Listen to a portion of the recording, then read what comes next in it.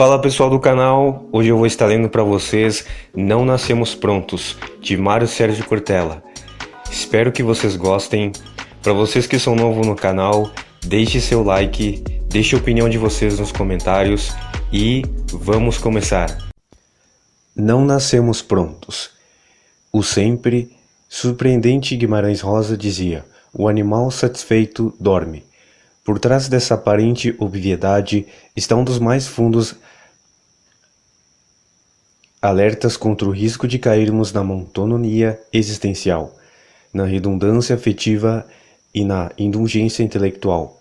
O que o escritor tão bem percebe é que a condição humana perde substância e energia vital toda vez que se sente plenamente confortável com a maneira como as coisas já estão, rendendo-se à sedução do repouso e imobilizando-se na acomodação.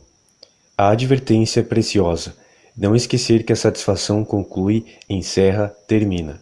A satisfação não deixa margem para a continuidade, para o prosseguimento, para a persistência, para o desdobramento.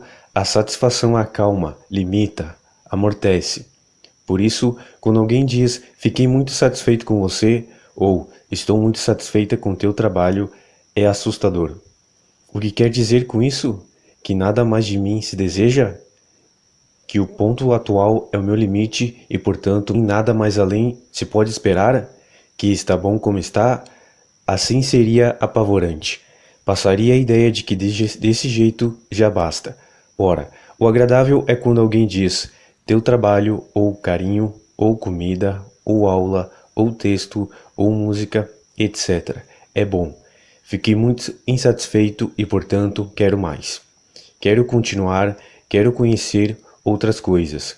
Um bom filme não é exatamente aquele que, quando termina, ficamos insatisfeitos, parados, olhando quietos para a tela enquanto passam os letreiros, desejando que não cerre. Um bom livro não é aquele que, quando encerramos a leitura, o deixamos um pouco apoiado no colo, absortos e distantes, pensando que não poderia terminar. Uma boa festa, um bom jogo, um bom passeio, uma boa cerimônia não é aquela que queremos que se prolongue?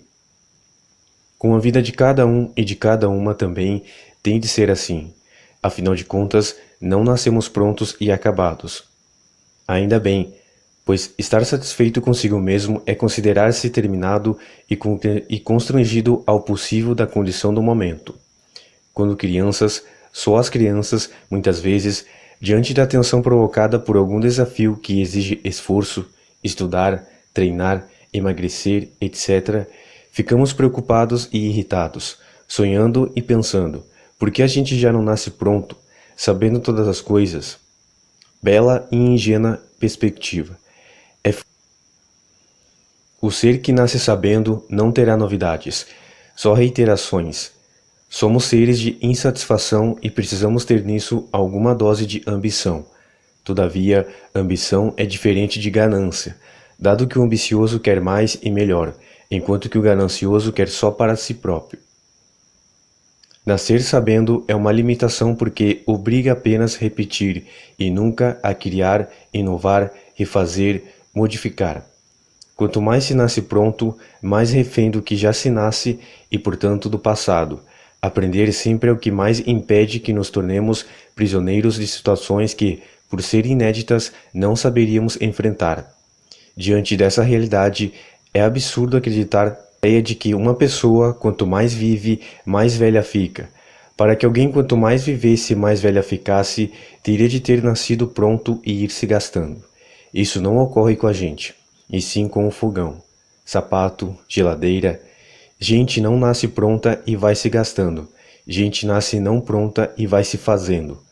Eu, no ano que estamos, sou a minha mais nova edição, revista e às vezes um pouco ampliada. O mais velho de mim, se é o tempo e a medida, está no meu passado e não no presente. Demora um pouco para entender tudo isso. Aliás, como falou o mesmo Guimarães, não convém fazer escândalo de começo. Só aos poucos é que o escuro é claro. Começos do terceiro milênio, profusão exuberante de tecnologia, patamares científicos inéditos, resultados econômicos estrondosos, produção magnífica de bens de consumo. Olhando só para estas conquistas, tudo é superlativo. Nos anos 50, tivemos mais desenvolvimento inventivo do que em toda a história anterior da humanidade. Em outras palavras, aceitando a hipótese de que há aproximadamente 40 mil anos somos Homo sapiens sapiens. Apenas em 5 décadas mais recentes acumulamos mais estruturas de conhecimento e intervenção no mundo do que em todos os 39 anos anteriores. A cada dia nos deparamos com novas invenções, novos produtos, novos modos de fazer e interpretar. Em cada um desses dias precisamos nos acostumar com as novidades, aprender a lidar com elas e, mais do que tudo, acabamos por nos submeter ao ritmo acelerado que elas nos impõem. De alguma maneira, essa overdose de novidade induz a uma certa imentos, de modo que se acaba por considerar todo esse redemoinho cotidiano como sendo corriqueiro e normal. Parece até uma nova norma social despontou. Fica proibido manifestar admiração exagerada ou rejeição camuflada pela existência de produtos resultantes das robustas vitórias da racionalidade tecnológica e mercantil. Essa é uma imensa confusão entre o disponível e o superfluo. Não é à toa que Eurípides, o magistral grego do século V a.C., vivendo num período de extensa abundância de recursos exclusivos para as elites, tal como hoje entre nós, tenha perguntado: o que é abundância? Um nome, nada mais. A sensatez de muitos está curvando-se ao tresloucado modismo tecnólatra que a questão não é, de forma alguma, abandonar a tecnologia e seus resultados positivos. Isso seria estupidez. O que não se pode perder, porém, é a capacidade de ficar espantado. Essa perda nos leva a achar que tudo muito óbvio e rotineiro, impedindo a admiração que conduz à reflexão criadora. É o famoso e ambíguo parar para pensar e, claro, admirar. É necessário não menosprezar a atitude inovadora daqueles que, como as crianças, ainda se admiram que as coisas sejam como são, em vez de fingir que espantoso seria. Cuidado com a tacocracia. Se você não se cuidar, a tacocracia vai te pegar. Os antigos gregos, avós da cultura ocidental, quando usavam um termo rápido para expressar uma característica ou a qualidade específica de algo, não poderiam imaginar que um dia seus herdeiros fôssemos capazes de escolher a velocidade como principal critério de qualidade para as coisas em geral. Estamos próximos, muito próximos, de uma tacocracia, na qual a rapidez em todas as áreas aparece como um poder quase despótico e como exclusivo parâmetro para aferir se alguma situação, procedimento ou relação serve ou não, é boa ou não. A pressa não é mais inimiga da perfeição? Devagar não se vai mais longe? Há ainda um valor que possa ser atribuído a algo que demora um pouco mais para ser feito, fruído ou conquistado? Não temos mais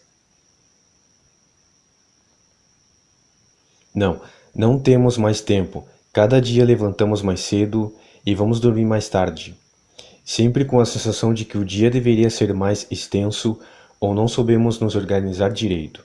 Nem o relógio olhamos mais para ver que horas são, mas, isso sim, para verificar quanto falta.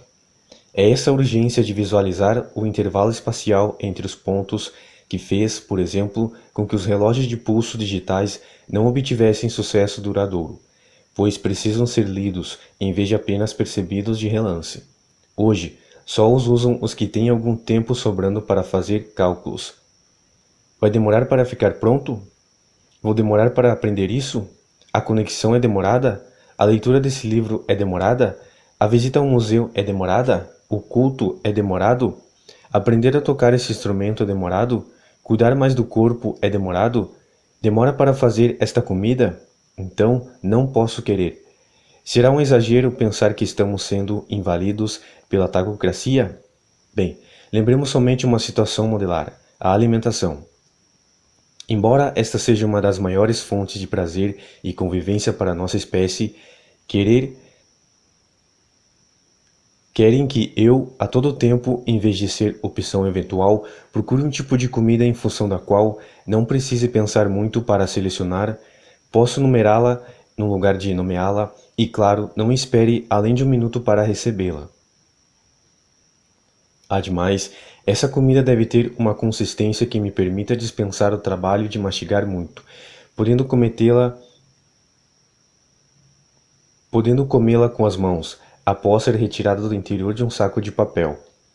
O melhor de tudo é que eu consiga fazer isso sentado em fixos banquinhos desconfortáveis, diante de incômodas ou como ápice civilizatório dentro do carro, enquanto dirijo. É prático, sem dúvida. Mas é bom? Possibilita que eu ganhe tempo, mas o que eu faço com o tempo que ganho? Vou desfrutar mais lentamente outras coisas ou continuo correndo? Tem alguma coisa errada nessa perturbação toda. Afinal, para além dos gregos que traímos, vamos pelo menos.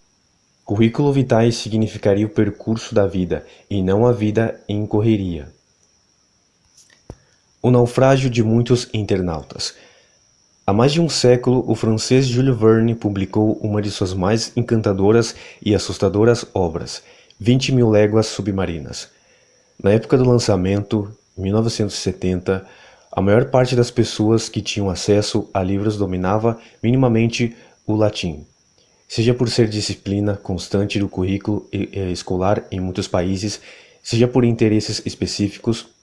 Por isso, não ficou estranho que o romantista tenha chamado de Nemo ao enigmático capitão de náuticos.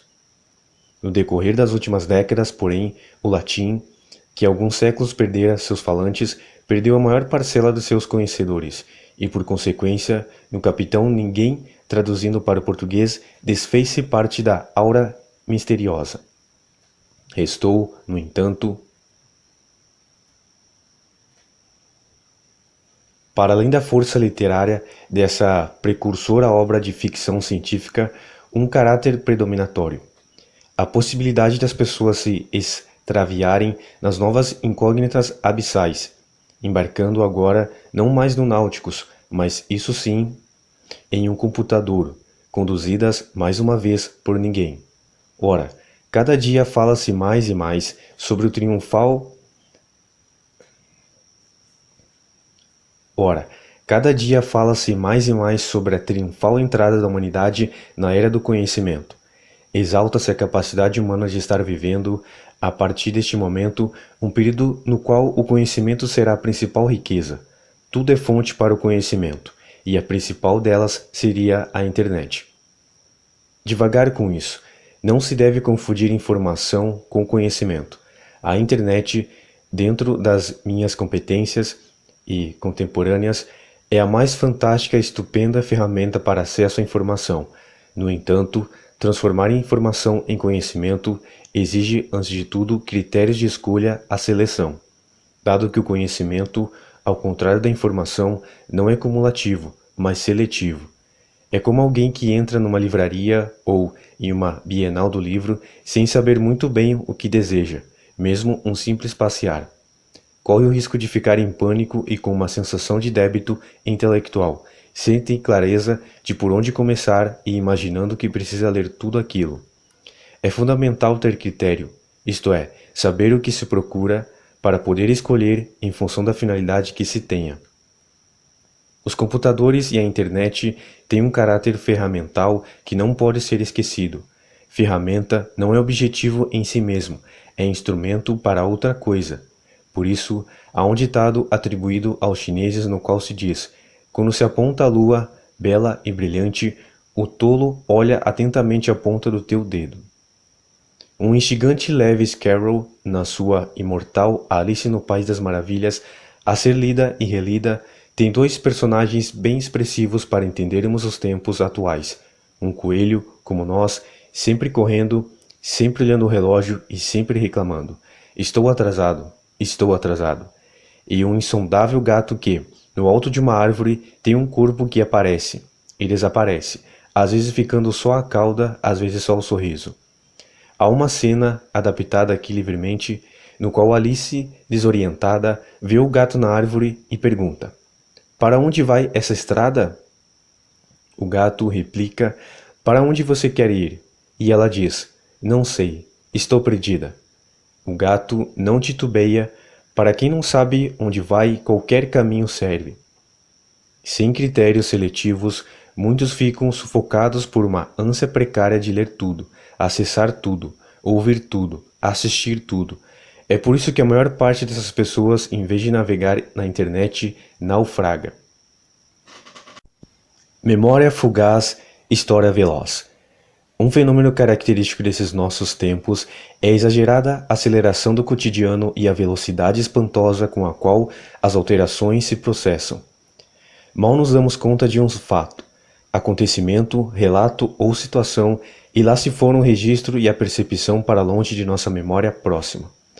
Fatos que nos atingiram fortemente, acontecimentos que nos abalaram, relatos que nos emocionaram ou situações que nos inquietaram desaparecem das nossas lembranças antes mesmo que os tenhamos podido compreender. Grandes notícias dessa década que acompanhamos atentamente e que ocuparam nossas mentes por um ano, por um lapso de tempo, o terremoto que vitimou milhares de pessoas, o assassinato de um líder político, a morte por doença de um ídolo de música, o surpreendente acidente aéreo no Brasil, o inédito movimento do impeachment de um presidente.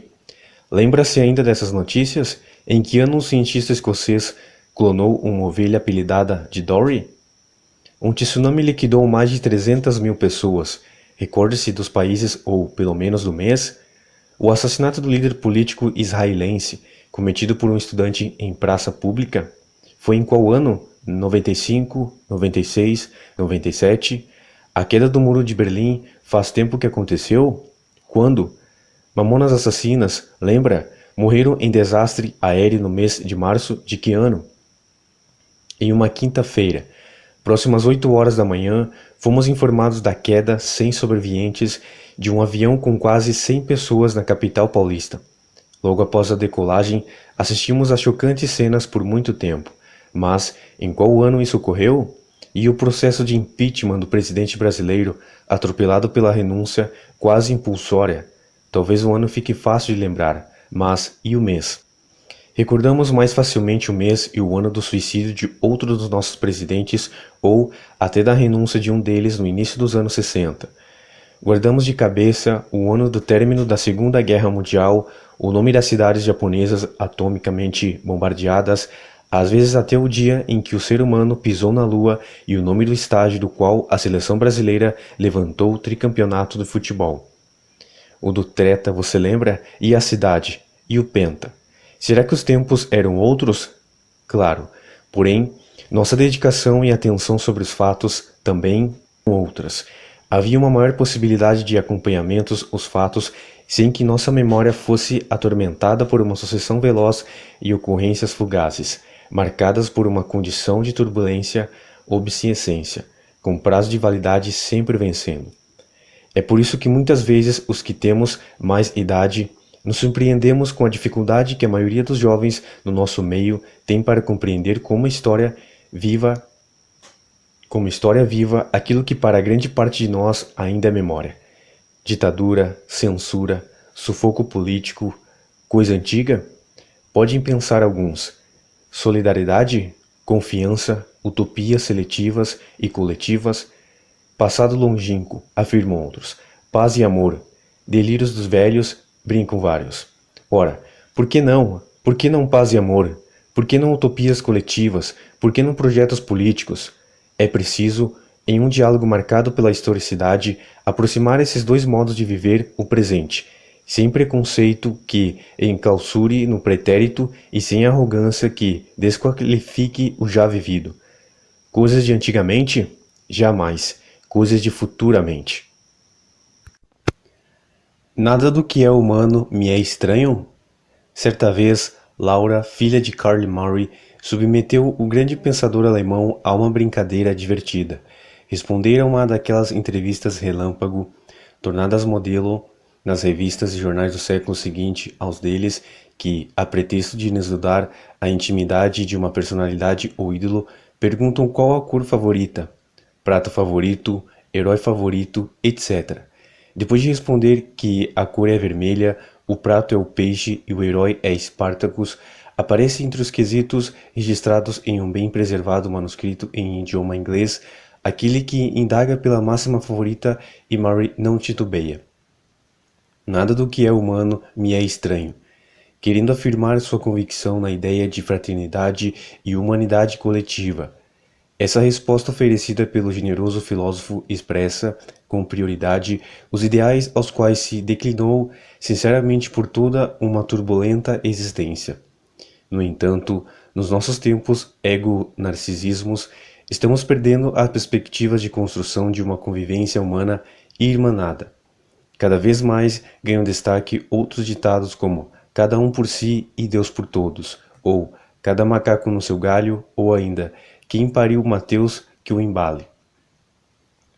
É interessante observar que a máxima, por Murray, admirada, tem como fonte original a peça O Atormentador de Si Mesmo, obra de Terêncio, comediográfico latino do século II a.C., na qual se relata a história ocorrida em Atenas sobre o vizinho abelhudo que se intromete na vida dos outros sem perceber que coisas piores estão acontecendo dentro da própria casa dele. Como justificativa para os contínuos e inoportunos palpites que dava, esse sou homem, em nada do que toco o homem julgo que me seja alheio. O sentido da frase nessa comédia é totalmente diverso e muito menos honroso do que aquele promulgado por Murray, mas, infelizmente, muito mais próximo de nós, nos tempos atuais. A intenção massimiana é ressaltar o dever de compreender a noção de humanidade como a prática de uma espécie de um por todos, todos por um.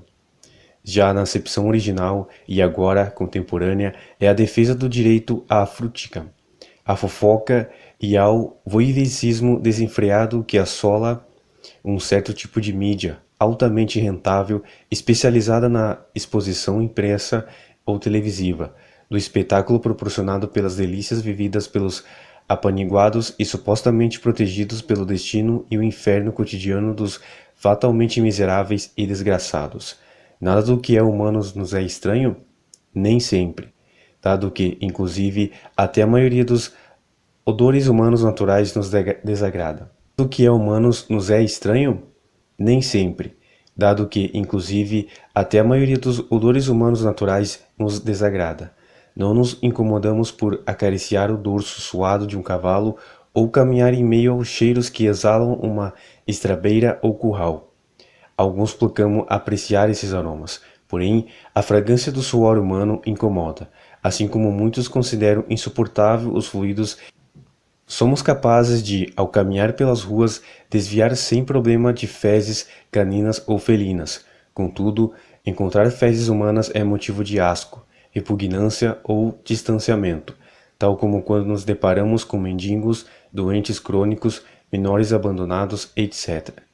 É por isso que, para não poucos, o sonho de paz e vida feliz é poder retirar-se para uma ilha paradisíaca, distante de tudo e afastada do maior número possível de humanos e humanas, isto é, isolar-se. Ilha, condomínio fechado, alto da montanha, praia, privada, local inacessível. No máximo, horrorizar-se ou alegrar-se virtualmente com o que acontece com a humanidade, mas sem chegar muito perto. Talvez, parodiando Nietzsche, seja preciso lamentar. Talvez, parodiando Nietzsche, seja preciso lamentar que, por enquanto, tudo isso seja humano. Canse em paz. Em uma de suas cartas, o romantista Gustave Glemben escreveu: que grande necrópole é o coração humano. Para que irmos aos cemitérios?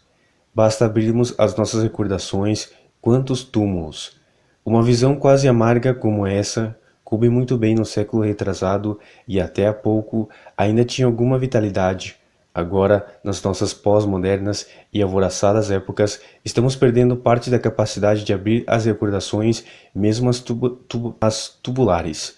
Hoje, a velocidade inclemente do cotidiano não nos oferece tempo para recordações muito duradouras.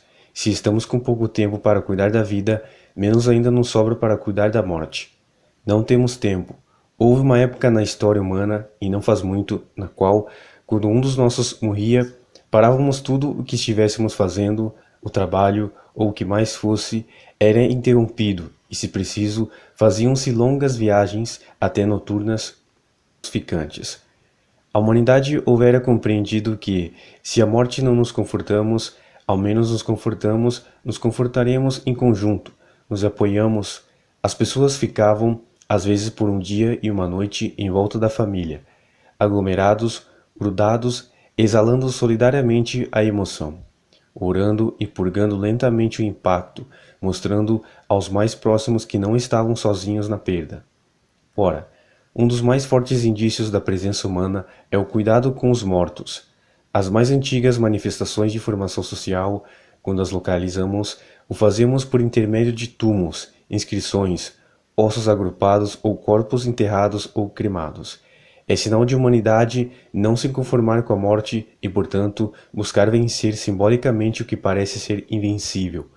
A própria palavra cemitério, derivada do grego, usada em vários idiomas, significa lugar para dormir, dormitório, lugar para descansar. Deixar esvaziar essa marca é extremamente perigoso, pois não propicia o especial ocasião de meditar sobre a vida e eventualmente descansar em paz. Deixamos de velar no sentido de tomar conta, cuidar, para velar. Não temos mais tempo. Se recebemos a notícia de que algum conhecido faleceu, olhamos o relógio e pensamos: vou ver se dou uma passadinha lá.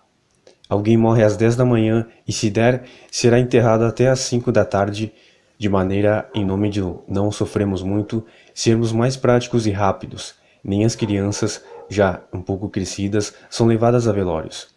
Muitos argumentam que é para poupá-los da dor. Isso não pode valer. Parte delas cresce sem a noção mais próxima de perda e despreparadas e insensibilizadas para enfrentar algumas situações nas quais a nossa humanidade desponta, simultaneamente fraca e forte, perdem força vital. Por isso, não será estranho se, em breve, tivermos que nos acostumar também com o velório virtual ou, principalmente, como já está começando em países mais avançados, o velório drive-thru. Entra-se com o carro, coloca-se a mão sobre o corpo do falecido, enquanto um sensor lê tuas digitais para enviar um agradecimento formal. Apertar-se um botão com a oração que se deseja fazer e pronto, já vai tarde. Parece ridículo? Se não prestarmos atenção, assim será. Vale o alerta de Gilbert Cisbron. E se fosse isso, perder a vida, fazermos a nós próprios as perguntas essenciais um pouco tarde demais? A mídia como corpo docente. As sociedades ocidentais contemporâneas transferiram pouco a pouco os cuidados com as crianças das famílias para as escolas. A formação e informação cognitiva, moral, sexual, religiosa, cívica, etc. passou a ser entendida como uma tarefa essencial do espaço escolar, em substituição a uma convivência familiar cada vez mais restrita em qualidade e quantidade. Por isso, quando nos aproximamos do início do ano letivo, não são só as aulas que chegam. Na prática, é a entrada ou reentrada da nossa infância e adolescência no território que se supõe seja o mais adequado para elas estarem, em vez de ficarem nas ruas ou shoppings. Há, assim, uma crescente sacralização do espaço escolar como sendo um lugar de proteção, formação, salvação e, por consequência, uma maior responsabilização das educadoras e dos educadores na guarita das gerações vindouras. No entanto, essa responsabilização beira a composição como se a escola e os profissionais nela presentes tivessem, isoladamente, o exclusivo dever de dar conta de toda a complexidade presente na educação da juventude. É preciso, porém, observar um fenômeno que explodiu nos anos 20. Uma criança nos centros urbanos, a partir dos 2 anos de idade, assiste em média 3 horas diárias de televisão, o que resulta em mais de 1.000 horas como espectadora durante um ano, sem contar as outras mídias eletrônicas como rádio, cinema e computador. Ao chegar aos 7 anos, idade escolar obrigatória, ela já assistiu a mais de 5.000 horas de programação televisiva. Vamos enfatizar: uma criança, no dia em que entrar no ensino fundamental, pisará na escola já tendo sido operadora de mais de 5.000 horas de televisão. Quando pensamos no campo da formação ética e da cidadania, os problemas na educação brasileira não são, evidentemente, um ônus a recair prioritariamente sobre o corpo docente escolar. Há um outro corpo docente não escolar com uma estupenda e eficaz ascendência sobre as crianças jovens. 5.000 horas.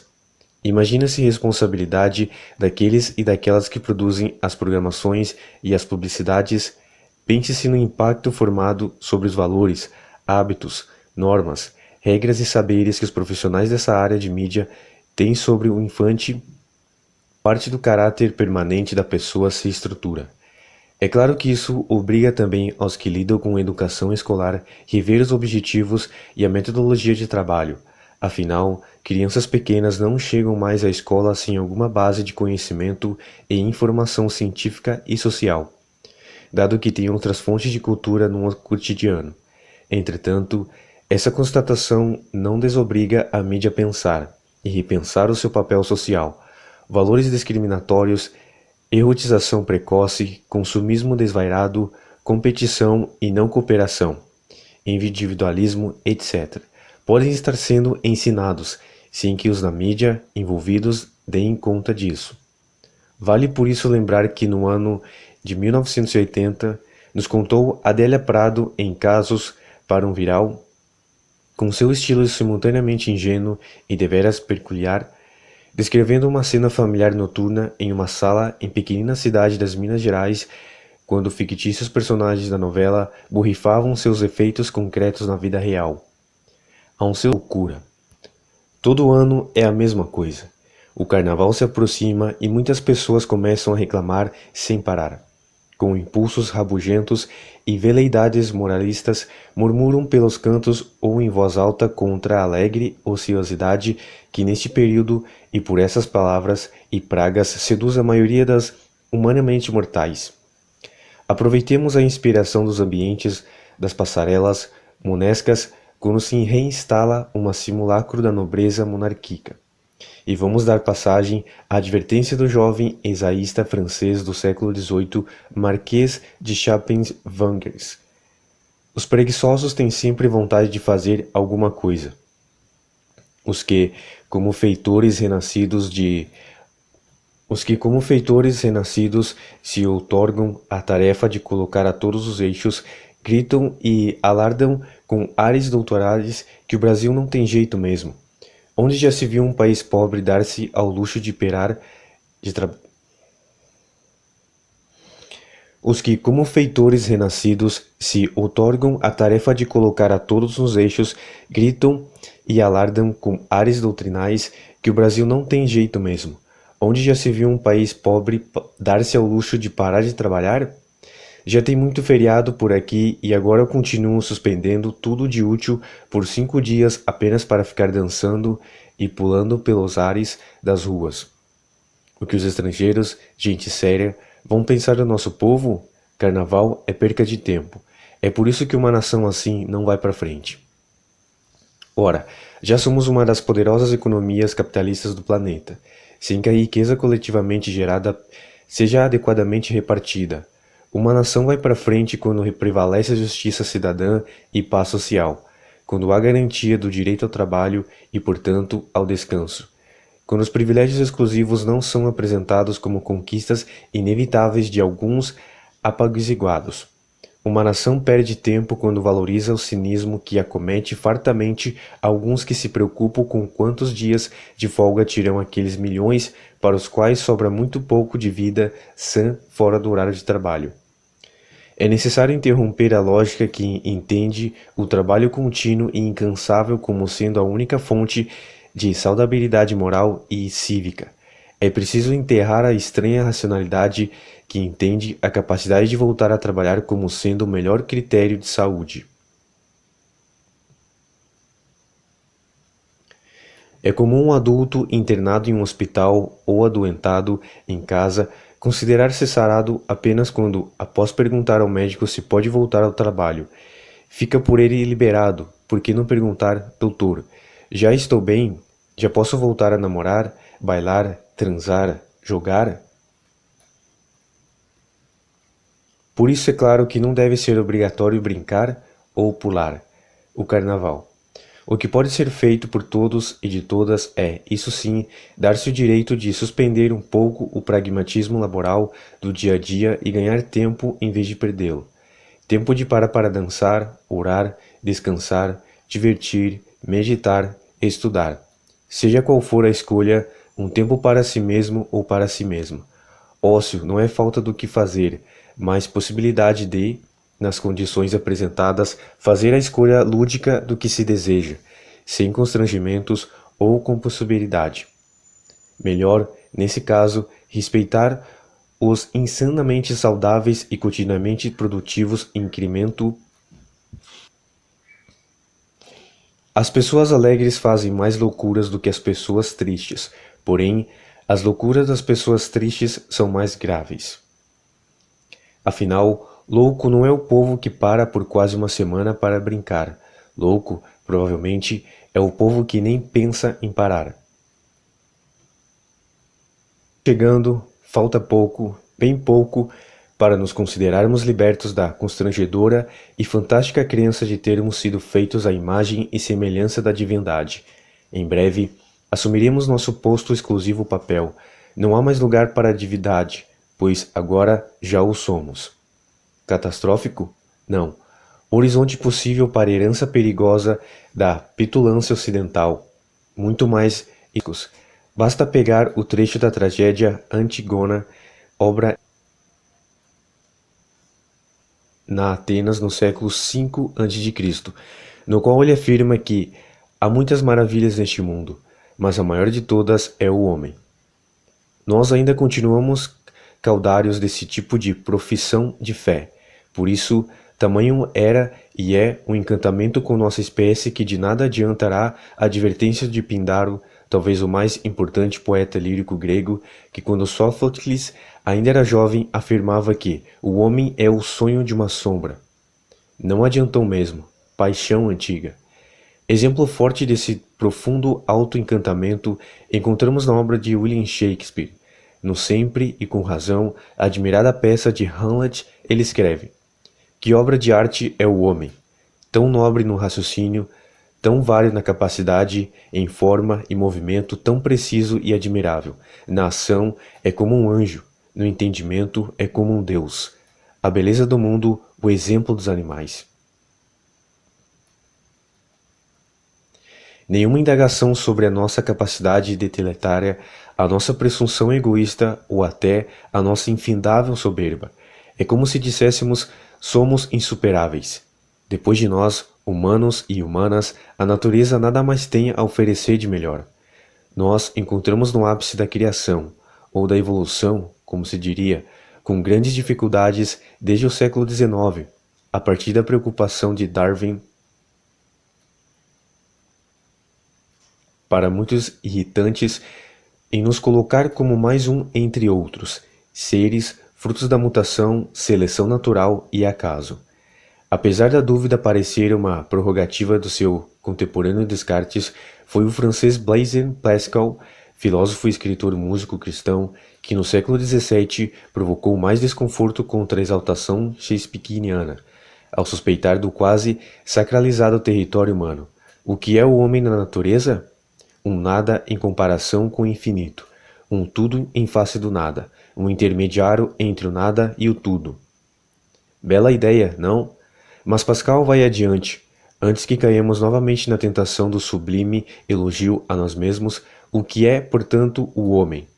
Que novidade, que monstro, que caos, que vítima de contradições, que prodígio, juiz de tudo, imbecil, verme da terra, depositário da verdade, cloaca que incertezas e erros, glórias e roubalho do universo.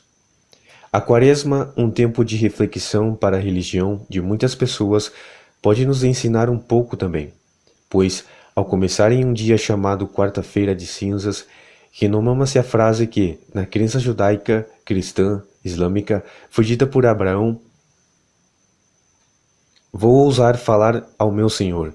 Dinheiro. Para que dinheiro? Já pensou? Você recebe neste exato momento o aviso de que ganhou em uma loteria a quantia de 100 milhões de determinada moeda. Que delícia, não?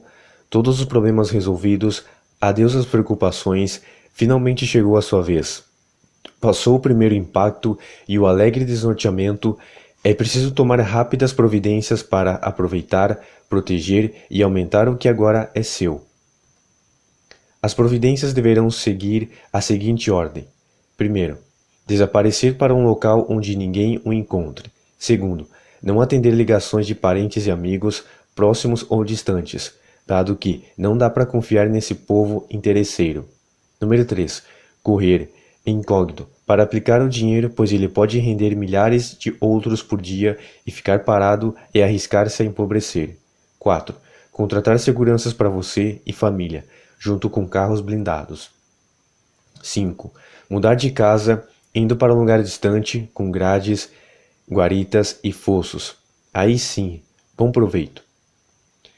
Por isso é preciso prestar atenção no dos ensinamentos proferidos por Alexandre Drummond Filho, em A Dama das Camélias. Não estimes o dinheiro nem mais nem menos do que ele vale. É um bom servidor e um péssimo amo. Dinheiro não é tudo. Dinheiro não traz felicidade, importa pouco. Quase todos queriam arriscar para ver se, de fato, esses ditados são verdadeiros. As justificativas são inúmeras. Dinheiro, dizem muitos, não cheira, não fede. Aliás, na obra Vida dos 12 Carcerais, pelo dinheiro é tamanha que a atração que exerce, independente de apelos eróticos como acontece com outras mercadorias na nossa sociedade, o inquietante pensador Milian Fernando, no livro Milor Definitivo, faz uma reflexão extremamente arguta. É tal a força do dinheiro que, por isso mesmo, é o único veículo de transa social que não utiliza em sua promoção imagem de mulher ou pelo menos sexy. Você nunca viu papel moeda em seios, coxas ou bumbuns estampados. Em todo o mundo as notas só nos mostram seres com barbudos. Em todo o mundo as notas nos mostram escritores barbudos, políticos carecas, santos esqualidos, no máximo uma rainha Vitória, uma imagem da República, bonita, mas machona. Ou uma égua acabrunhada montada por um herói oficializado, o que não teve tempo de fugir? Não, o dinheiro não precisa desses reforços afrodistas, formal, careta, feio, sujo, rasgado, colado. Ele é sempre mais sexy do que a Marilyn em seus melhores momentos. Para o amor, porém, o dinheiro tem uma valha relativa. Amor de verdade. Seja maternal, filial, por uma pessoa, por um lugar, pelo sagrado, dele não depende para existir, a tal ponto que opomos com veemência a ligação entre amor e dinheiro, desconfiado sempre da suposta relação amorosa no qual o dinheiro seja o visgo ou o fermento. Na correria do dia a dia, o urgente não vem deixando tempo para o importante. Essa constatação, carregada de estranha obviedade, nos obriga quase a tratar com uma circunstância paralela e eventual aquela que deve ser considerada a marcha humana, por excelência, a capacidade de reflexão e consciência. Aliás, em alguns momentos, as pessoas usam até de uma advertência, quando querem afirmar que algo não vai bem ou está errado. Se você parar para pensar... Por que parar para pensar? Será tão difícil pensar enquanto se continua fazendo outras coisas? Ou, melhor ainda, seria possível fazer sem pensar e num determinado momento ter de parar? Ora, pensar é uma atividade contínua e não um evento episódico. Não é preciso parar, e nem se deve fazê-lo, sob pena de romper com nossa liberdade de consciência. Isso, de uma certa forma, retorna a uma séria brincadeira feita pelo escritor francês, um mestre da ironia e do ceticismo, quando dizia que o pensamento é uma doença peculiar de certos indivíduos e que, a propagar-se, em breve acabaria com a espécie. Talvez pensar mais não levasse necessariamente ao término da espécie, mas, com muita probabilidade, dificultaria a presença daqueles no mundo dos negócios e da comunicação que só entendem e tratam as pessoas como consumidores vorazes. E talvez um pensar mais nos levaria a gritar que basta de tantos imperativos: compre, olhe, veja, faça, leia, sinta, e a vontade própria e o desejo sem contornos. E, ainda lembras, A liberdade de decidir, escolher, optar, aderir, será um basta no corpo e da mente que já não mais aguentam tantas medicinas, tantas dietas compulsórias, tantas ordens da moda e de admoestações da mídia, corpo e mente que carecem cada dia mais de horas de sono complementares, horas de lazer suplementares e horas de sossego regulamentares, quase esgotados da capacidade de persistir, combater e evitar o amortecimento dos sentidos e dos sonhos pessoais e sinceros. Essa demora em pensar mais, esse retardamento da reflexão como uma atitude continuada e deliberada vem produzindo um fenômeno quase coletivo. Mais e mais pessoas querendo desistir, largar tudo, com vontade imensa de sumir, na ânsia de mudar de vida, transformar-se, livrar-se das pequenas situações que torturam. Vem à tona impulsos de romper as amarras da viciosidade e a partir, célere, em direção ao incerto, ao seduzir repouso oferecido pela irracionalidade e pela inconsequência. Desejo grande de experimentar o famoso primeiro, a gente enlouquece e depois vê como é que fica. Cansaço imenso de um grande sertão com diminutas verdade? Quando o inglês nascido na Índia, George Orwell, no final dos anos 40 do século passado, publicou obra 1984, uma assustadora utopia negativa quanto ao futuro das sociedades nas quais não haveria liberdade, individualidade e privacidade.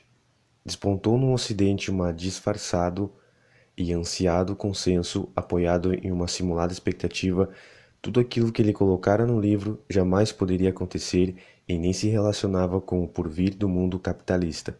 No entanto, a macabra história sobre uma sociedade totalitária vai além de fatos abstratos e atinge hoje em cheio o terreno da meritocracia.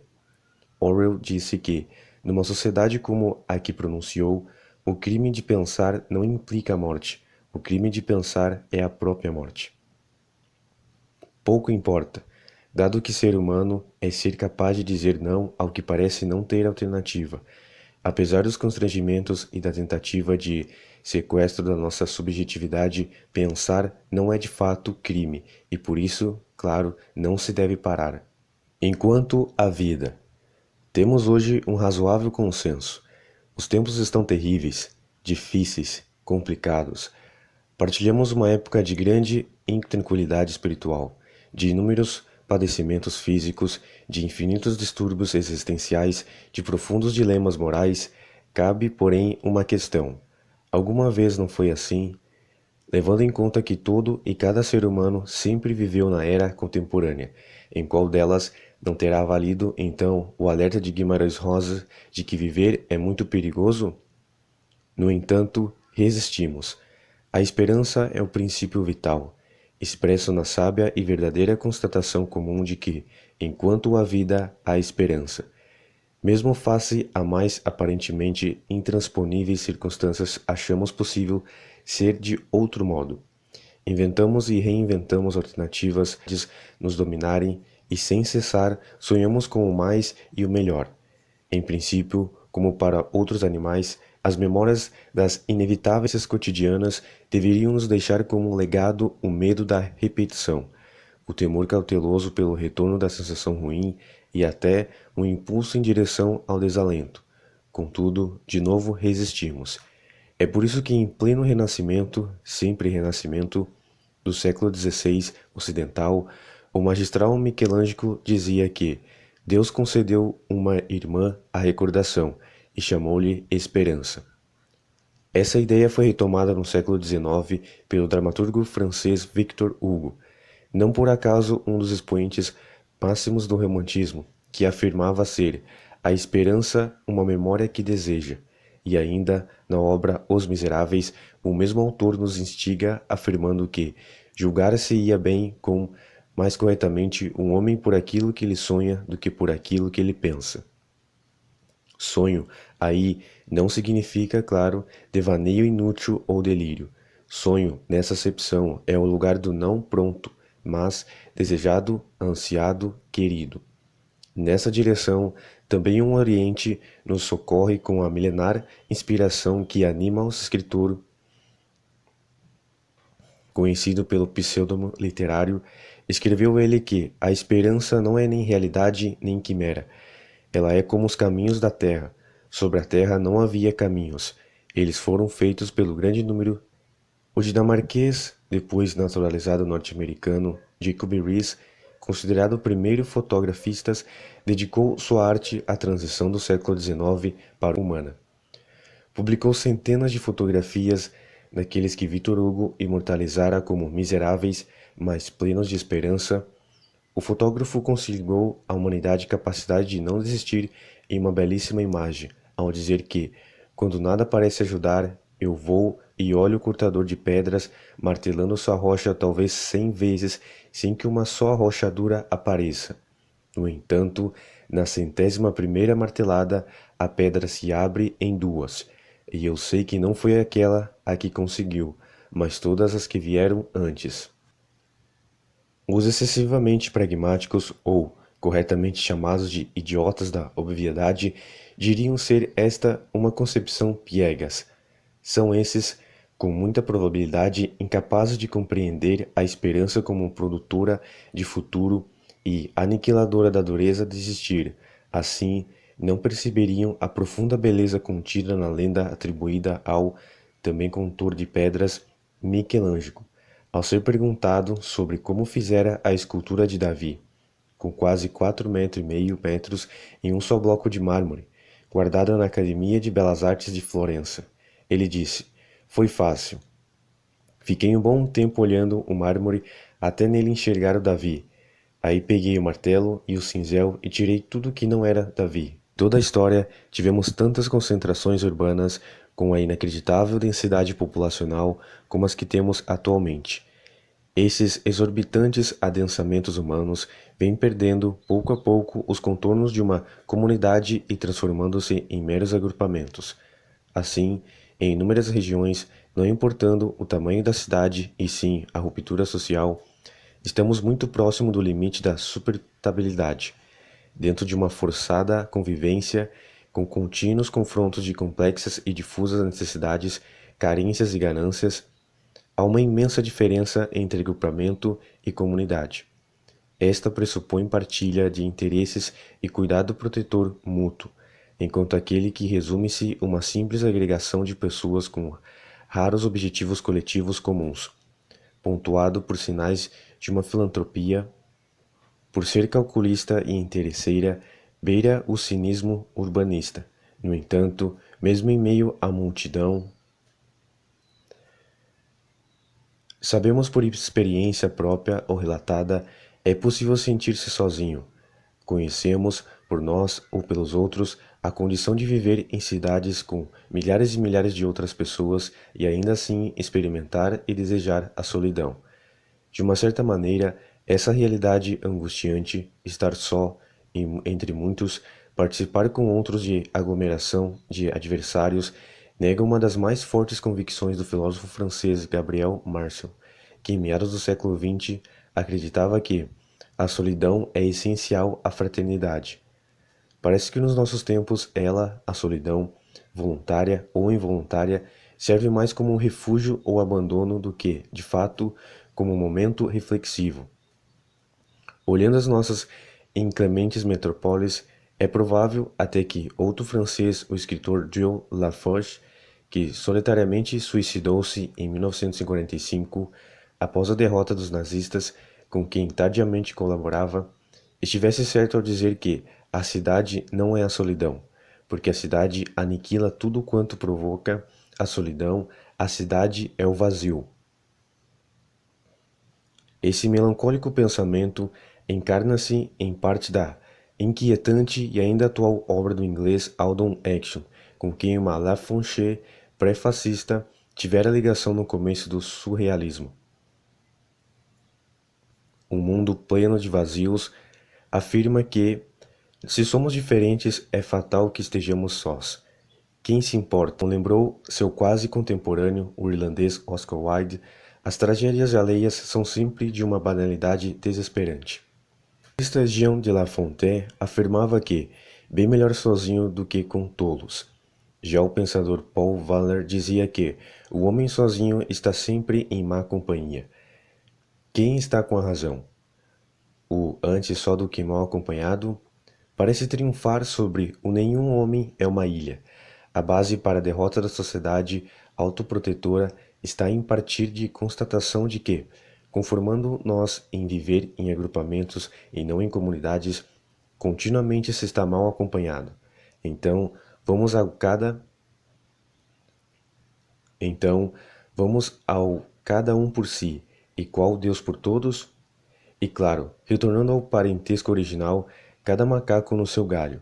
É por isso que os termos solidão e solidariedade são assemelhados apenas na aparência, jamais no conteúdo. Solidariedade vem de solidez, daquilo que consolida e dá firmeza à vida coletiva, enquanto que solidão está atada à ideia de ser ou estar por si mesmo em puro isolamento. A quebra do ideal da fraternidade nos incomoda e entristece, mas não nos tem conduzido muitos ao enfrentamento, nos aconselhou. Cuidado com a tristeza, ela é um vício. Seria também assim a solidão isolante e nazista? O triunfo da morbidez. O pensador francês Pascal, um dos mais influentes filósofos e cientistas da nossa cultura do século XVII, dedicou boa parte do seu trabalho reflexivo aos temas que, dizia, vão além da capacidade humana de entendimento, repousando a inserção deles exclusivamente no terreno do místico e do insondável. Pascal exercitava o que chamamos, às vezes, cinicamente, de perscrutar a alma humana. Em busca de explicações sobre nós e o sentido daquilo que fazemos, e apreciador da aparentes, deparamos dizia que, quando estamos de boa saúde, admiramos-nos de como seria possível estar doentes. Quando isso acontece, medicamos-nos alegremente. Há uma extrema contemporaneidade nessa perspectiva pascaliana, principalmente agora, quando tratar da doença, em vez de consolidar a doença, em vez de consolidar a saúde, tornou-se uma rotina reconfortante. Aceita-se como tranquilidade, por exemplo, a ideia de que o estresse agudo e suas outras decorrências faz parte da vida cotidiana e, dessa forma, sendo uma consequência da normalidade da nossa existência, é necessário absorver maneiras de coabitação com ele, tomar medicamentos e trocar receitas e referências médicas. Tornou-se uma obsessão e uma temática recorrentes nas inúmeras situações de convívio que a vida intensamente urbana impõe. Qualquer ocasião de encontro entre pessoas, fortuito ou intencional, no trabalho, nas festas, nos deslocamentos, nas filas, é suficiente para, com rapidez, ensejar um frenético escambo de posturas religiosas curativas, sugestões farmacológicas ou dialéticas, indicações profissionais especializadas e, claro, medidas eficazes de profilaxia. Ocupamos uma boa parte do nosso tempo fora do mundo do trabalho, incessante e extenuante, cuidando das nossas doenças só para podermos ficar momentaneamente aptos para continuar agindo do mesmo jeito que agíamos, e, portanto, conseguimos melhores condições para fortalecer ainda mais as circunstâncias que nos deixam doentes.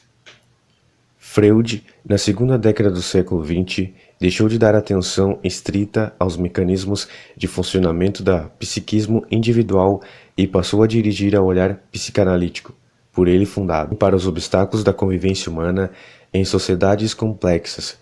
Esse inédito esforço resultou, em 1930, na publicação da obra O Mal-Estar na Civilização, na qual ele examina as razões pelas quais cada um de nós aceita reprimir as próprias bases constitutivas originais para sentir-se minimamente seguro em meio aos outros, ou, como hoje diríamos, para ser socialmente aceito e coletivamente assimilado, vale até mesmo arcar com a custódia, perda de autenticidade, da individualidade e da salubridade.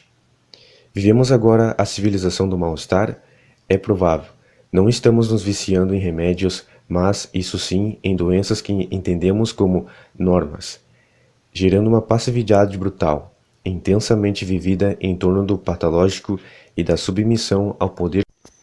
Quem avisa, amigo é. Tristes tempos. Vivemos numa época de interesses recíprocos.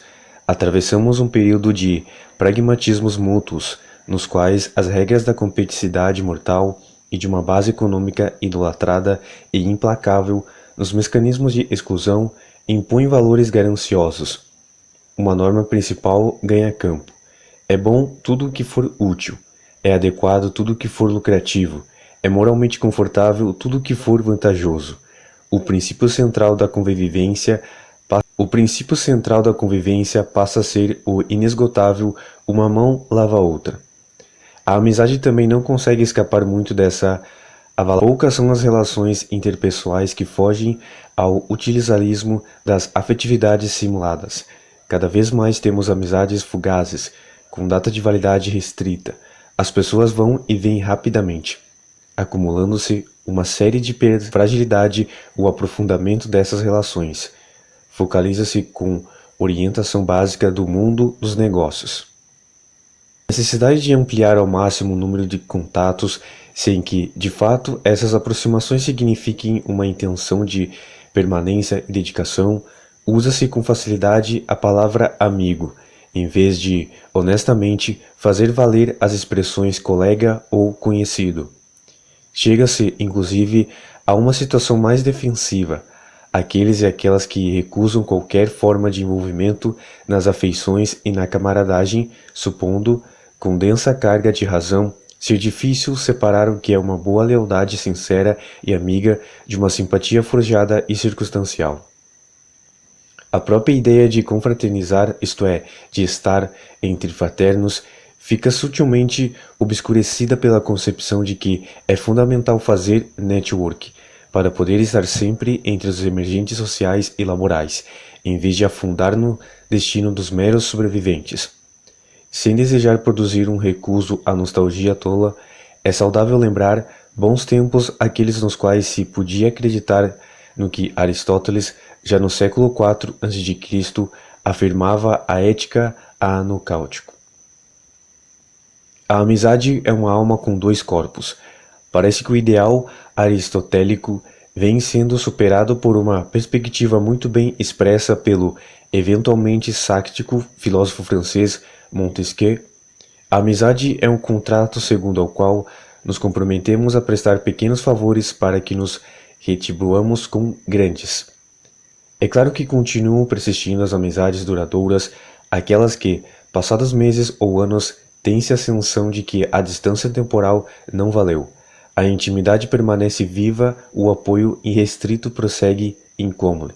Afinal, como refletia Jean Cocteau, sensível poeta e diretor de grandes clássicos do cinema francês, a felicidade de um amigo deleita-nos, enriquece-nos, não nos tira nada. Caso a amizade sofra com isso, é porque não existe.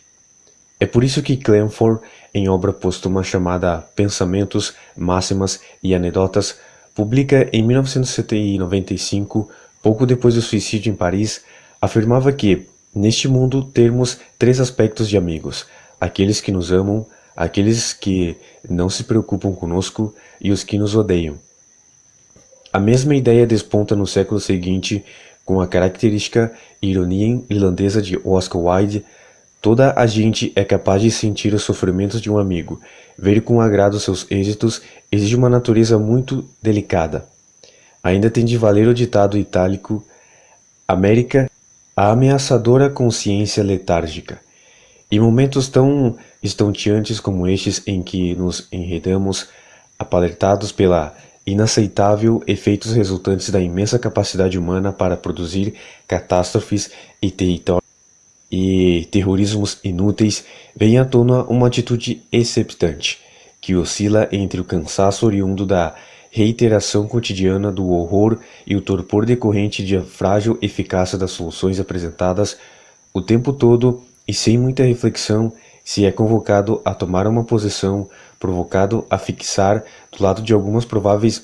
Nada pode ser aceito como tão óbvio, nem a necessidade obsessiva de guerra, santa ou não, nem os compartes e ameaças dos poderosos, nem as manifestações de inocência e desagravo dos ocultos bandidos. Pois tais expressões, ao serem dirigidas sem indagações, objeções e suspeitas, conduzem à supervivência mental e ao consentimento ingênuo.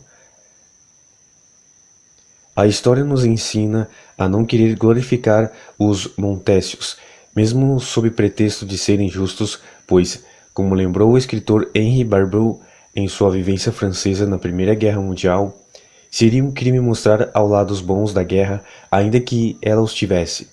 Afinal, as mortandades bélicas só podem ser julgadas na sua incerteza em função do critério estabelecido pelo dramaturgo alemão Bouteflika. As mães dos soldados mortos são os únicos juízes da guerra, e o que retoma a advertência feita pelo historiador grego Heródoto ao dizer que ninguém é tão insensato que prefira a guerra à paz.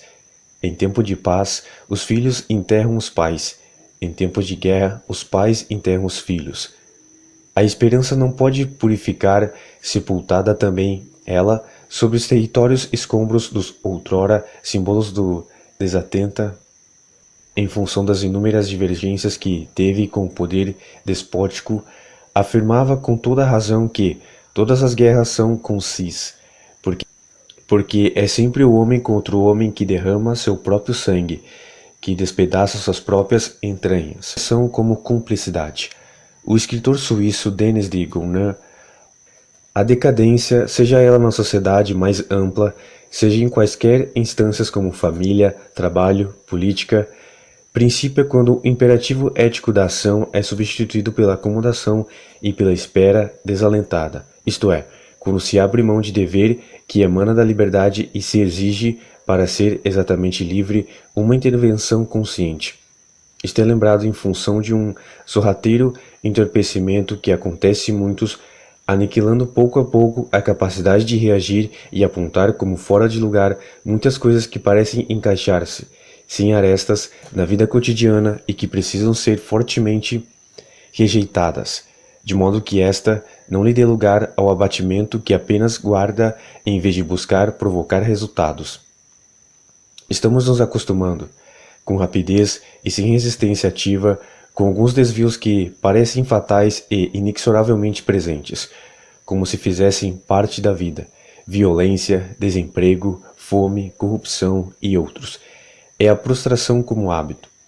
É o convivente pensar estampado no rosto e nas palavras para disfarçar uma simulada impotência individual, mas que, no fundo, é expressão de um egoicismo indiferente, conveniente. Tão confortável assim pensar, lembra-se então de Fernando Pessoa, para o qual, na véspera de não partir nunca, ao menos não há que arrumar malas. Pode-se argumentar que, felizmente, ainda há muita esperança, mas, como insistia o inesquecível Paulo Freire, não se pode confundir esperança do verbo esperançar com esperança do verbo esperar. Aliás, uma das coisas mais perniciosas que temos nesse momento é o apodrecimento da esperança. Em várias situações as pessoas acham que não tem mais jeito, que não tem alternativa, que a vida é assim mesmo. Violência, o que posso fazer? Espero que termine. Desemprego, o que posso fazer? Espero que resolvo. Fome, o que posso fazer? Espero que impeçam. Corrupção, o que posso fazer? Espero que liquidem. Isso não é esperança, é espera. Esperar é se levantar, esperar é ir atrás, esperar é construir, esperar é não desistir, esperançar é levar adiante, esperançar é juntar-se com outros para fazer do outro modo. E se há algo que Paulo Freire fez o tempo todo, foi incendiar a nossa urgência de esperanças. Seria possível também usar aqui palavras como desalento, desânimo ou até covardia tolerante. Júlio Cortázar, o argentino que deu novos contornos à pronta latino-americana dos anos 1960 em adiante, afirma que a covardia tende a projetar nos outros a responsabilidade que não se aceita, ou, pensado de outra forma, visite-se o romantista francês Jules Richard com sua obra premiante por ironia cruel. Resignar-se é, de forma contundente, concordar involuntariamente ou, até se cúmplice passivo, melhor fica com o vaicídio de André. Os dentes do tempo. Não precisamos recorrer somente aos clássicos para tal circunstância perceber, situações simples e pueris nos mostra isso. Para esses momentos e Para esses meninos e meninas que estão agora começando a adolescência, alguns chavões que nós, ainda mais idosos, usamos no dia a dia, originados das nossas modernidades tecnológicas do século XX, não fazem o mesmo sentido. Em um diálogo, ele fala alguma coisa que não ficou clara e você diz, não caiu a ficha. Ele fica olhando, no qual, ora, ele já cresceu usando cartão telefônico, e se tiver menos de 15 anos de idade, nunca viu uma ficha. Como é que vai saber o que é que quer dizer? E quando se pede, irritado, para eles colocarem o telefone no gancho. Que gancho? Ou pior, reclamam de que fazemos quando não puxam a descarga no banheiro? Antigamente, isto é, há 2 décadas, quando uma conversa estava chata, olhava-se para o interlocutor e se dizia: ora, vira o disco. E para os infantes que só conhecem o CD com apenas um lado tocável, ou DVD, e jamais utilizaram um disco de vinil, eles não têm ideia de que se esta eles não têm ideia do que se está falando. Inúmeras crianças e jovens nunca viram vários objetos do cotidiano de adultos com os quais convivem, e isso é de 10 anos para cá. Nós vivemos e nem sempre nos acostumamos ou sabemos lidar com eles. O pior é que, com frequência, nos distraímos da passagem e do tempo. A maior parte dessas crianças, com menos de 12 anos de idade, nunca viu uma máquina de datilografia. Elas não sabem o que é. Muito passamos horas. 1 década e meia atrás, você era selecionado no trabalho como o exame de datilografia. Não falamos aqui do século XIX, e sim de agora mesmo, quando datilografia era uma diferença de formação, ou como se diria mais recentemente, um diferencial competitivo, a tal ponto que a fala de um pai ou uma mãe foi modótica para muitos de nós. Você tem que fazer curso de datilografia, senão você vai ficar sem ninguém. Senão você não vai ser ninguém. Você não vai dar para nada na vida. Quantos fizeram curso de datilografia, guardaram até o diplominha, puseram num quadrinho e penduraram na parede? Quanto vale hoje um diploma de datilografia? Esse é um lado razoavelmente humano. Esse é um lado razoavelmente humorado. Porém, os dentes do tempo, e de falta dele, deglutem vorazes também as aferidades. Em uma pesquisa feita há pouco nos Centros Econômicos Mundiais, mostrou-se que, por dia, o convívio entre pais executivos e seus filhos não ultrapassava a 5 minutos, inclusive no Brasil. O número de vezes e intensidade em que o pai ou a mãe encontra o filho é muito rápido.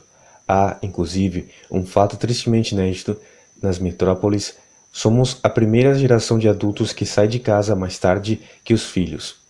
Por muitos e muitos anos, séculos até, os adultos acordamos as crianças. O tempo não é só passagem, é também esgotamento, restando para muitos. O tempo não é só passagem, é também esgotamento, restando para muitos apenas alguns horizontes de perplexidade tárdia. Na religião romana da antiguidade, há um deus chamado Janus, sempre representado por uma cabeça com 2 rostos opostos, de modo a olhar para frente e para trás. Essa divindade era considerada protetora dos começos, isto é, da hora inicial do dia e do primeiro mês do ano, pois, assim, abria e fechava todas as coisas e guardava o passado, ano findante, e o futuro, ano novo. Para poder proteger inícios e términos vitais, o francês Marcel Proust publicou nas primeiras décadas do século XX, usando primeira pessoa e produzindo um monólogo interior em 16 volumes, uma das mais importantes obras de toda a literatura, Em Busca do Tempo Perdido. É provável que o escritor quisesse viver no romance aquilo que acreditava ao afirmar que certas recordações são como os amigos comuns, sabem fazer reconciliações, olhar para trás e reconciliar o futuro. É claro que o fundamental não é procurar o tempo perdido, mas, isso sim, aquilo que no tempo perdeu-se e não deveria tê-lo feito. Lembramos o que já se foi para orientar o desejo daquilo que deve vir. No entanto, a maior parte das pessoas em nossa época vem se preocupando mais com as metas, que são pontos de chegada, do que com os princípios, que são pontos de partida. Quais deveriam ser, então, os nossos valores? Garantir a integridade da vida, promover a sinceridade das relações interpessoais, realizar a lealdade fraterna e fortalecer a fidelidade ao solitário? Os valores são exatamente os princípios, os começos protegidos por genos, e constituem o almajama, agrega e orienta as atitudes individuais para a efetivação das intenções e finalidades de uma coletividade. Valores são referenciais de conduta, grupal e pessoal, em torno das quais um coletivo compreende e legitima o exército de suas atividades conjuntas. Valores representam a possibilidade de convergência honesta dos propósitos usualmente dispersos na convivência multifacetada. Quando apropriados, tornamos próprios por cada um, diminuem o risco de artificializar e retirar a autenticidade dos contatos presentes no cotidiano. Assim caminha a humanidade. Caminha junta. Caminha camuflada e amedrontada? Caminha agora mais sozinha do que antes? Caminha em direção ao outro? Basta um exemplo a bem recordar. Há poucas décadas, independente do tamanho da cidade, quando alguém tarde da noite saía a pé e em algum lugar, trabalho, escola, igreja, clube, e caminhava só em direção ao próprio lar, ouvir passos de outra pessoa representava um certo alívio. Agora vou ter companhia, e os dois seguiam andando juntos. Hoje, quando na mesma circunstância são ouvidos ruídos humanos, já se pensa, meu Deus do céu, vem vindo alguém.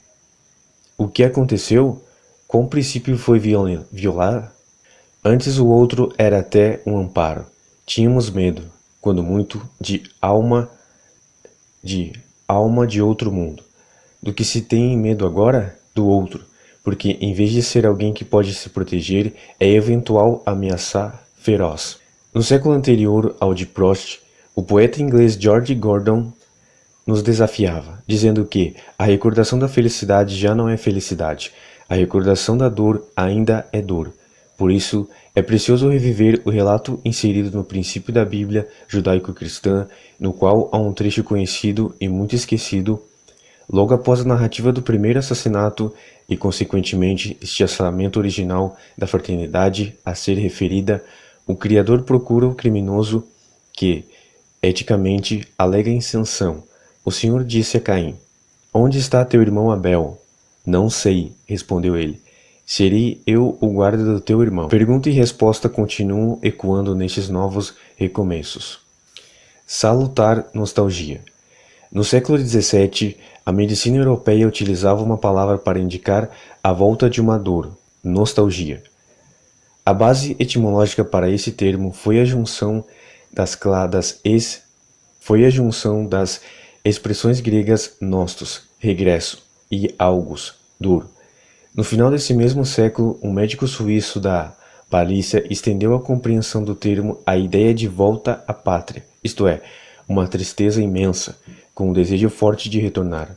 Hoje, nostalgia pode ser uma saudade intensa de alguém, de algum lugar, de algum tempo, de alguma situação, e para muitos está ligada a uma dimensão mais sofrida, magistralmente definida como Chico Buarque ao dizer que a saudade é o revés de um parto.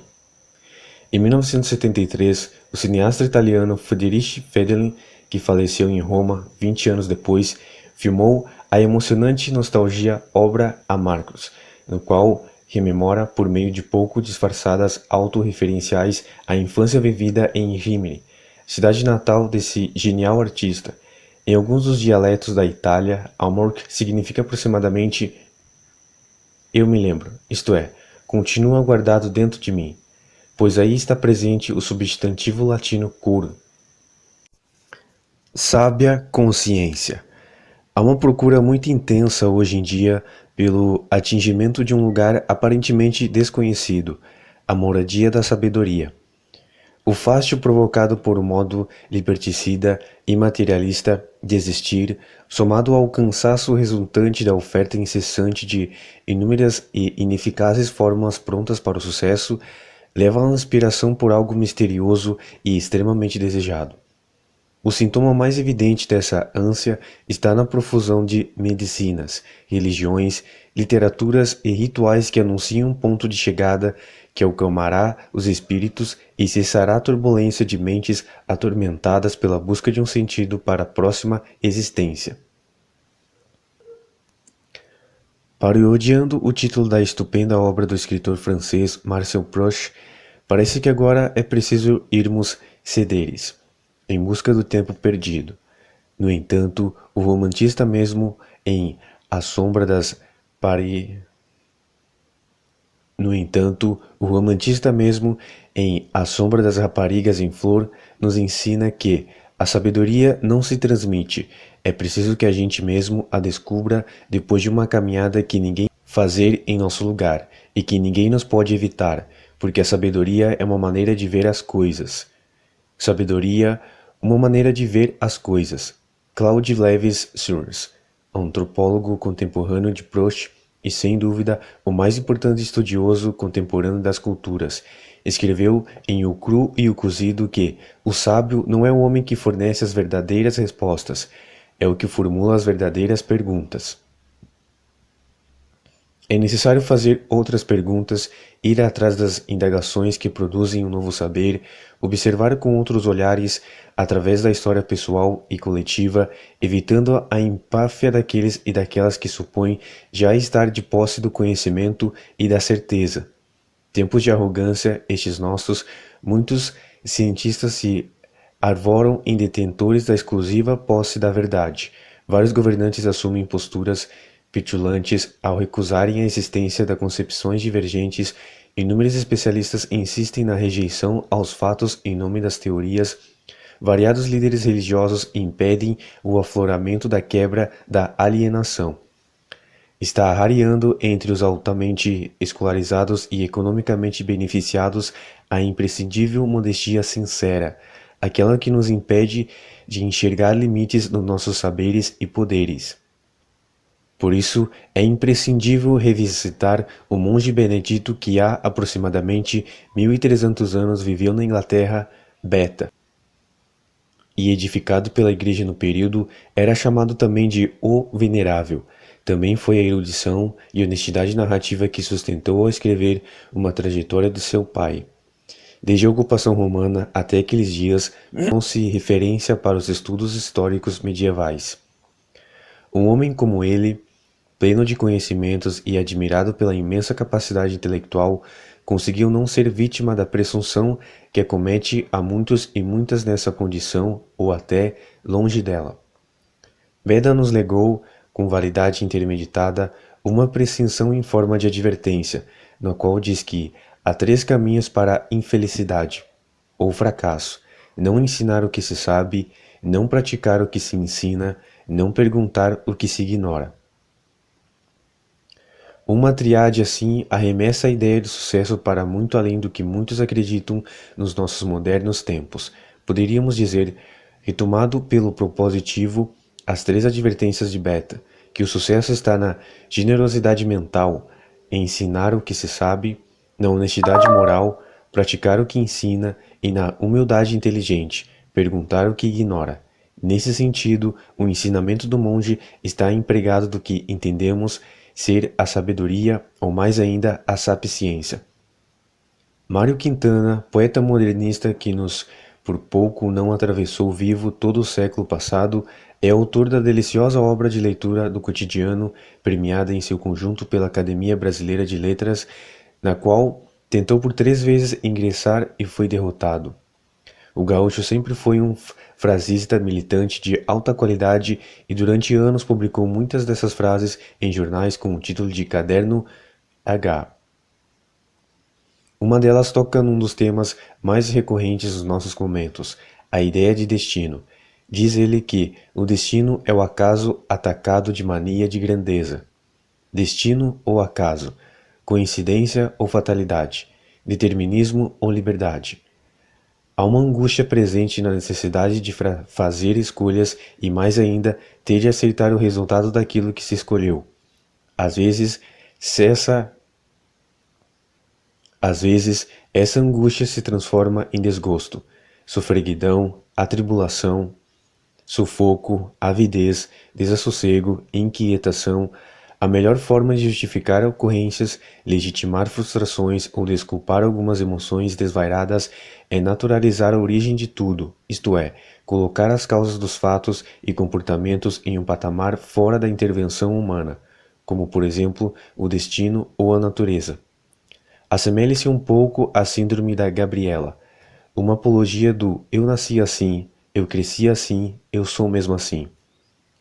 O médico e escritor espanhol Gregory Marathon, além de biografias e ensaios científicos, produziu fundamentais estudos em endocrinologia, especialmente sobre uma das vedetes do nosso tempo, a adrenalina. Pouco antes da Segunda Guerra Mundial, descreveu o papel das desgastas e do nível Descreveu o papel das descargas e do nível desse hormônio para explicar o processo da emoção. Porém, sua sólida formação científica não o impediu de afirmar que a pobre liberdade que os homens nos dão ou nos tiram quase nada representa ao lado da cadeia do destino herdado, que nasce enroscada em nossa alma e a vida mal pode afrouxar. Essa apaziguadora interpretação da existência aparece inclusive em uma das poesias do filósofo Nietzsche, no qual faz menção ao Epicteto, fundador do estoicismo na antiguidade e criador da máxima suporta e abstém-se. O filósofo alemão diz: destino, sigo-te, e mesmo que não o quisesse, deverá fazê-lo, ainda que gemendo. É muito confortável proclamar a presença constante do destino, quando existe a convicção de que tudo já está escrito. Evita-se a turbulência mental que advém quando é preciso decidir, assumir ou, o que também é fulcral, enfrentar os responsáveis. É preciso prestar atenção no que diz o Nobel da Literatura de 1915, Raymond Rougan. Os homens inventaram o destino a fim de lhe atribuir as desordens do universo, que eles têm por dever governar. Talvez aí esteja a raiz de muitos dos tormentos espirituais, das aflições de consciência e das agonias pessoais, a perturbação por ter de assumir os riscos e consequências das opções que podem ser feitas por aqueles que superaram a indigência das condições materiais da existência e, portanto, atingiram a capacidade de ir além da mera sobrevivência física cotidiana. Esses, tal como nós, não são privados de árbitro e, portanto, devem responder socialmente pelos encargos trazidos pela liberdade.